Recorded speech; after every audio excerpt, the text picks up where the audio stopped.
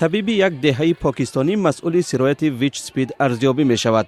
به گفته منصبداران تشخیص انگیزه ویچ سپید در تن بیش از 400 ساکن این دهه و اکثرا کودکان ساکنان را به دهشت آورده است. خود طبیب با اتهام استفاده سوزن ناپاک متهم می شود. فعلا کمیته نوزیر سرچشمه سرایت ناگهانی ویچ سپید را تحقیق دارد. از میان 185 نفر ما با 64 کس علیه صحبت داشتیم. تخمین می شود که در نزدیک به 40% حوادث استفاده چندین کرته سوزن سبب سرایت ویچ سپید است. والدان اطفال سرایت شده به غضب آمدند و به سوالهایشان پاسخ می خواهند. من خیلی ناراحتم. من چند طفل دیگر هم دارم.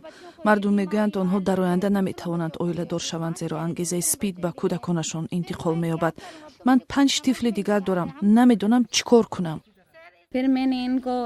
من نمونه خون را به شفاخانه لورکن فرستادم. آنها تصدیق کردند که دخترم آلوده انگیزه ویچ سپید است. من و شوهرم گرفتار نیستیم ولی احتمال تمام کودکانمان گرفتار باشند زیرا یک دخترم گرفتار ویچ سپید شده است. منصبداران پاکستانی میگویند طبیب متهم خودش نیز آلوده انگیزه ویچ سپید بوده است. طبیب را در بازداشتگاه محلی جای دادند ولی او عیبنامه را بی اساس میشمارد. مقامداران با هدف آرام نمودن والدان اصرار می‌ورزند که شخصی گرفتار ویچ سپید میتواند زندگی سالم و کامل داشته باشد.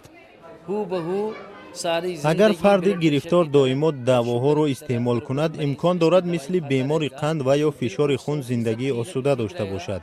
این حال به زندگی عائلوی هم دخل دارد. آنها نیز حتما بیماریشان را به کودکانشان انتقال نخواهند داد.